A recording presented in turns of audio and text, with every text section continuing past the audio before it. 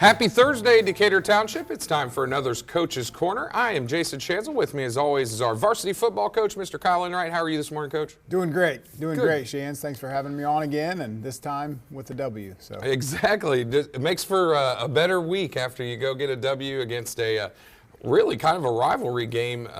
As long as I've been here, since 2014, I always feel like one of the tougher things to do is to go over to Whiteland and get a win, and that's exactly what we did. Yeah. You know, we knew it would be a battle, and they're a well-coached team and have some really good and talented football players, and their guys get coached up too, and you know they're going to battle, and they're at home, and all those things. So, and not to mention the giant scoreboard in the corner in pregame that they had. I don't know how long it's been there, but it wasn't there last time we were there. Yeah. But just an awesome atmosphere. Felt like a college atmosphere with that giant scoreboard and music blasting during pregame, and but it was fun. It was a fun night. Well, and the schools, almost the entire school, it seems like, is under construction right now. So it's probably adds a little bit to the chaos. That whole back part, or I guess much east needed, part of I the think. school. Yeah, it's been a school that's needed. It's been growing for a long time sure. now, and they've needed updates. So, but the scoreboard's a definite update. Yeah, no doubt about it. And I can imagine that's tough to play at a distraction. I don't know exactly, but I found myself looking at the scoreboard, checking it out. That's like, cool. That's really nice. Yeah. So maybe someday in the near future we get a little upgrade of our scoreboard or something. Yeah, and ours like is that. nice. I mean, ours was one of the first ones that had the video. Yes, I agree. Back in the day, so people are just going bigger and better and all out. So we'll catch up, I'm sure, at some point. But well, and I tell you, one thing that impresses me about this past Friday is, we kind of went through our growing pains a little bit with New Powell with the switch and, Bull Poston being on the shelf. But, man, what an adjustment, and how nicely our two-headed monster of Eli and Braylon has kind of worked over there. Yeah, another week under our belt with those guys running the show. They both do some really nice things. Braylon is an elite runner, and I think he put that on full display. We get to watch in film a little bit, and we see his feet just never stop. They go a million miles an hour. Like, he might have a 10-yard run where he takes 38 steps. Like, he's just pitter-patter and go. Yeah. But then the physicality that he finishes plays with, I think, is even more impressive. I mean, he's a safety. He's a hitter. He's not shying away from contact, and he plays that same style that he plays at safety at quarterback. Yeah. And a lot of times that it just brings juice and life to your team when your quarterback's finishing runs through guys trying to tackle them, falling forward all the time, and so. Well, I'd like to think it also helps too. Not only is he just an unbelievable athlete, but he's a smart young man. Like, he picks up things, he picks up plays. He's just constantly learning the defense and things like that. And he's just getting better from the neck up, as well as he's already insane from the neck down. Yeah, the Morrises are very smart. They played a lot of football. They played on some travel teams as youngsters. I'm coaching the sixth grader B right now on our sixth grade junior Hawks, and he's the smartest player on our team. No kidding. So they're just football savvy, and Braylon is at the top of that list in their family as the oldest one. So he knows everything on the football field before it happens, and it's apparent. So that's why it's beautiful to have him playing quarterback. He's the quarterback of the defense and the offense right now, and Eli is a young player that is also very intelligent. He gets us in the right play, always uses the correct footwork. He's learning to see the defense and see some things. In the game, he had a play where we called a hitch and go. We thought it would be there. It wasn't. He pulled it down. He didn't throw it and got out of the pocket, which is perfect for a young guy. You'd think they just throw it up when you call hitch and go. But then the second step is throw the ball away when you're getting ready to get sacked, and he didn't. But I fully expect him to learn from that mistake. We talked through it, and the next time he'll be a week better. So I'm excited about both of those guys for sure. Oh, as well, man. I think the nice part about them is they kind of remind me of like a pitching duo where one guy pitches a certain way, and just when you think you're starting to figure it out, oh, here comes the other guy to just put you back on your heels, and throw you off. Yeah, and I kind of take it for granted. We don't really take it for granted, but the fact that we've got 4 different kind of offensive sets that we throw out there at teams since losing Bo. With an ultimate heavy package where we've got 4 tight ends on the field and a wildcat look, to our Navy flexbone package, to our spread gun package. I think it does. It throws a lot at the defense, a lot for them to prepare for.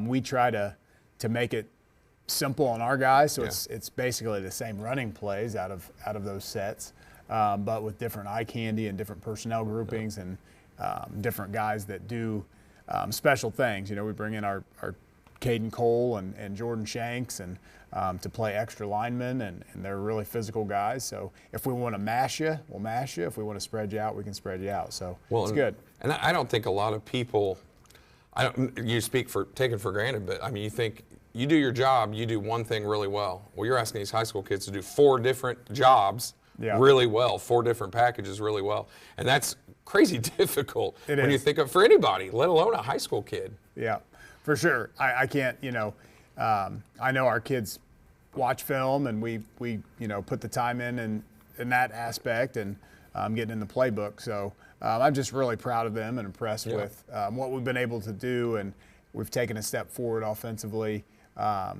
In a tough situation without arguably, 2 of our best football players in Bo Colston and Pharrell Carter, just kind of next man up mentality, and our kids have really been proud of them.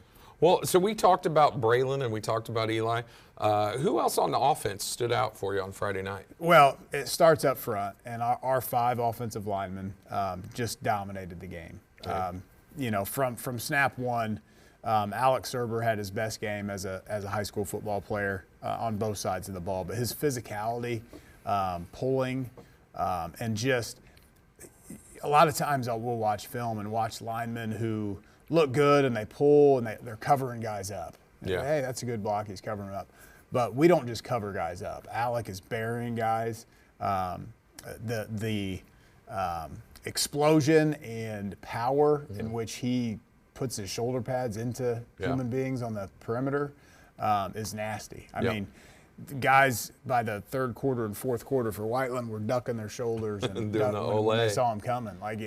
And that's not typical of a Whiteland team, but that's how physical he was, which permeates through to the rest of the gentlemen up front. And they had a great game. Bobby stepped in at center. Awesome. He won Offensive Line Player of the Week after Dom, who played pretty darn good weeks 1 and 2, had an injury, a little bit of a shoulder. Didn't really get cleared until later in the week. So, Bobby practiced all week, so we rolled with him, and he did a phenomenal job stepping in for Dom. And then, Caps and Mason are just as consistent as they come. For sure. And Tyler Cooper was dominant as well. So couldn't be more proud of a group of 5 offensive linemen that kind of set the tone for the game. That's awesome. We're going to win in the trenches, and they led us. But then running behind those guys, we were in our Gator set with Smitty at fullback and Kaz Hicks dotting the I, and we just had Eli toss it back to Kaz man about 20 times. Go get us some yards. Follow the big guys up front, and let's grind through. And Kaz finished with 135 yards rushing and 2 touchdowns. It's huge. He needed a game like that, I feel like. Yeah, and he's capable of going 99 every time he touches the ball. No doubt and our kids know that, so they block hard. I thought our perimeter blocking was a week better from Carson and Hunter Harvey. So, a lot to be excited about. Yeah. Colton and Michael played really good as well. They're getting better every week. So couldn't be more proud of an offense and how they just were nasty and physical and tough. Well, I think the scoreboard showed that. Yeah, if you ask me. We had the one turnover that Coach Enright will put on himself again. Should have just run the ball there down, on our side, inside the 20 with Eli. Not his fault. So probably should have had 35 or 42, but 29-point game and 3 touchdowns in the first half was nice to see. Well, let's talk about the other side. What about our defenders? How did the defense do this past week? Defenders did great, just physical as can be. That's such a unique offense to prepare for. So shout out to our solid gold offense. They just did a marvelous job with Elijah Donison being that rabbit, that jet guy back and forth. Making our guys work, but our eye discipline and communication was as best as I've seen on film. Awesome. We would have 5 guys in the secondary in unison take their read steps, put their foot in the ground. It looked like one of Coach Lane's drills in the summer, our reactive reactive acceleration drills where they're all 5 moving, bam, they put their foot in the ground, they redirect. They're fitting the right gaps, they're closing open windows. Our D linemen are closing, putting their hands in the right spot. It was really beautiful defense to watch. That's awesome. So really proud of Coach Winters, Coach Staten, Coach Griff, Cam, Fish, and Juice for getting those guys so eye disciplined and communicative and ready to go on a Friday night, man. So they dominated Whiteland's offense. Jordan Palmer's a good player. He broke loose on one. We had him wrapped up, and he broke a tackle, but really that was the only play. We held them to 3.2 yards a carry, and they want to run the ball, and they had under 130 yards rushing. So did great. That's pretty good against that group. Yeah, Alex Shanks, Big Chris, Caden Cole, just stellar up front, and Chris Hill finished with 10 tackles. He was a dog, along with Smitty just being physical all night. Braylon coming downhill, and Hunter. Thought E-Man and John played excellent corner.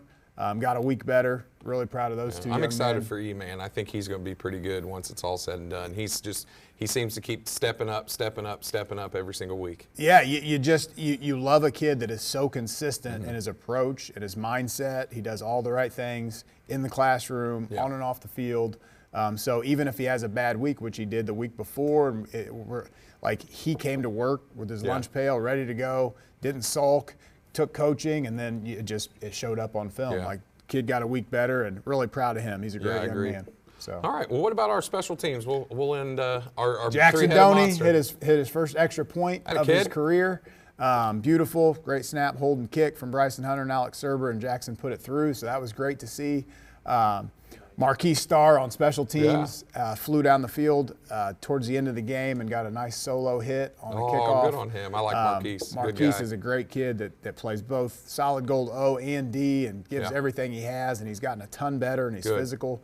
So that was great to see him fly down the field. The sideline went crazy, and when your kids know those sort of things, like Jackson's first extra point, Marquis making a tackle, and your sideline explodes in happiness. It's great to see. That's the kind of stuff that just gives you just the best feeling you can get in football. That's the kind of stuff, no doubt, that all these day in day out things that's mundane.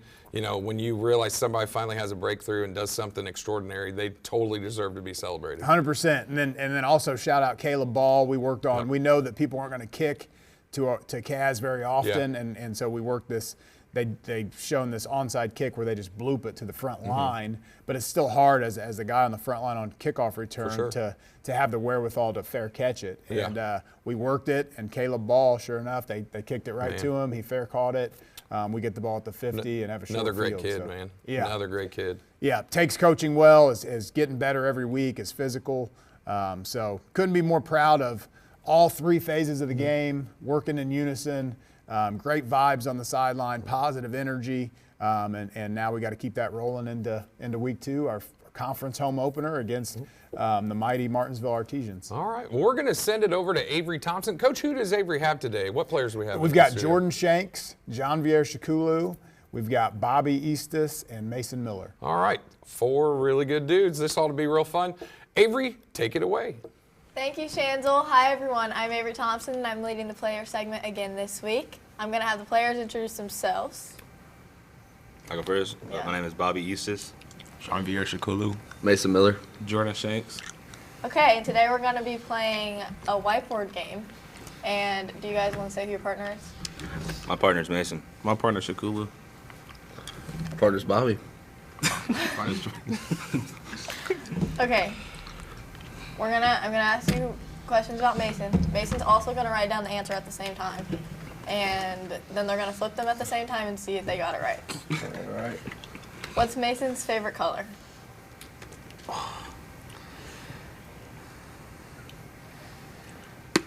I'm ready. Ready? 1, 2, 3. Does that count? No. Okay. Yikes. What's Mason's favorite fast food? Oh, this is easy. Come on now. Ready? Yeah. 1, 2, 3. Good job. Oh, yeah. Tally it. Who is Mason's favorite NFL player? All right. I'm ready. 1, 2, 3. No. Flip it. Okay. Should have knew that, man. Ready? Yeah. I'm disappointed. Okay. What was Mason's position when he was younger? I mean, I played right next to him. It's a hard question. 1, 2, 3. Good job. Oh, yeah. Oh, yeah. That's money. Okay. Fair. Not at all. It's not fair. This is fair. No, it's not. Acting like you guys don't have a connection or something. Ready? Yeah. What was Mason's jersey number? Go. Oh, yeah. That's cash. That's cash. Water. Mind Okay, you, they last play right Mason next to question. each other. Yeah. All right, ready? Ready? Yeah. What is his favorite sports movie? Oh, man. Gotta guess a football movie, right? Probably.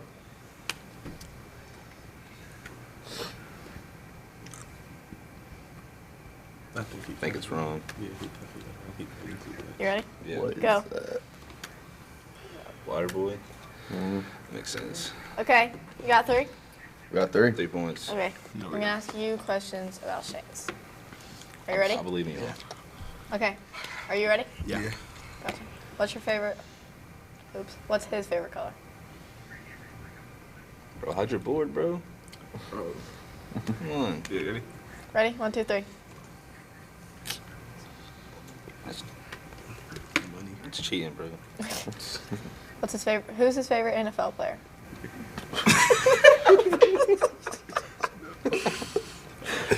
Hey, you got this. You ready? 1, 2. Oh. No. Oh, What he put? Lamar Lamar Jackson. Jackson. He spelled it so wrong.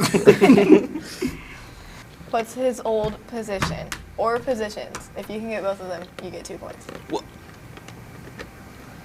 I feel like I know one of them. Hey, you're on the right track. You're gonna get caught so off guard. Don't tell him that. You're on the right track. Let's go. What do you think? Wait, give me a second. Give me a second. All right. Are you ready? 1, 2, 3. So close. Quarterback, running back. No. I got the first one right. Just made Guard. me erase it. I did not Oh, make you made him erase it? No, I didn't make him erase You're it. cheating? Are you ready? Yeah. Okay, what's his old number? Don't look at me. He not gonna get this either. The quarterback number.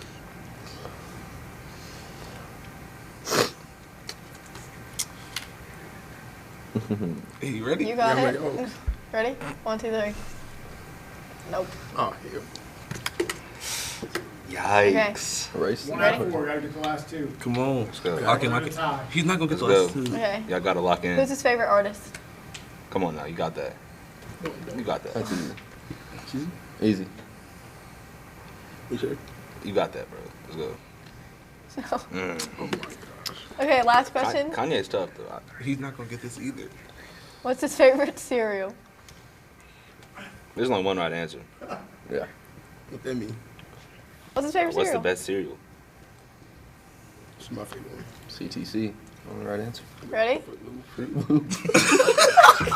Are you ready? 1, 2, 3. So Close. Yeah, so far. How many did you get? We got 3. How many did you get? What? Okay. Our winners are Bobby and Mason. And thank you guys for being here today. Wave bye to the camera. Which one? Back to you, Schanzel.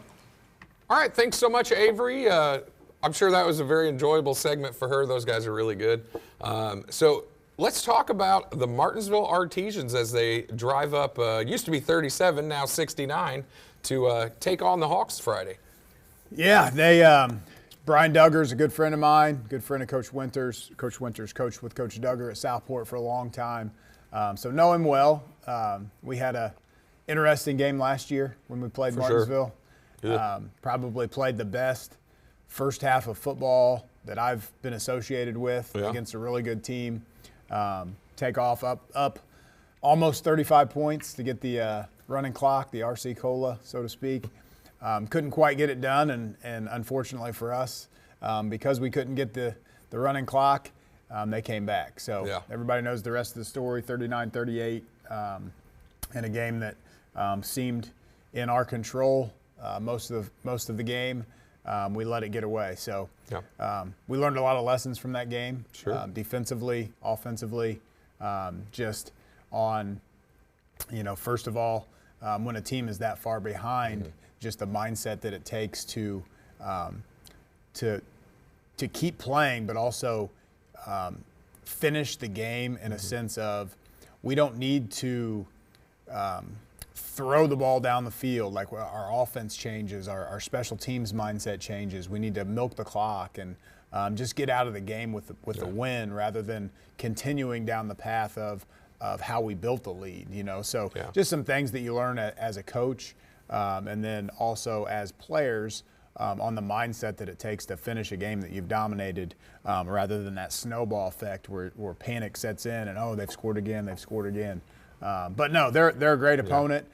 They did lose their quarterback, who was really good, but they replaced him with a 6'6", 200-pound gunslinger that can throw it all over the field. So he seems to always have good quarterbacks. They've got a really good running back as well.